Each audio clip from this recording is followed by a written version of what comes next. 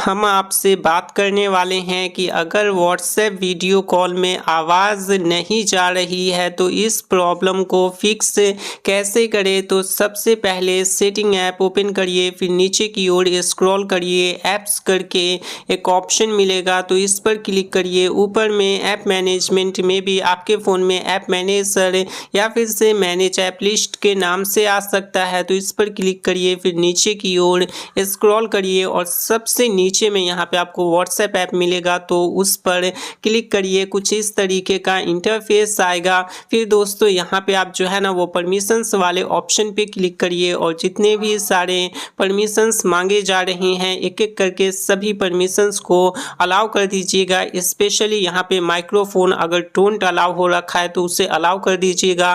Camera don't allow अगर हो रखा है तो उसे अलाउ कर दीजिएगा। ऑलमोस्ट सभी परमिशंस देने के बाद बैक करके होम पेज पे आइए और फिर से सेटिंग ऐप ओपन करिए। उसके बाद सेकेंड नंबर पे मोबाइल नेटवर्क का ऑप्शन मिलेगा तो इस पर क्लिक करिए। फिर कुछ इस तरीके का इंटरफेस आएगा।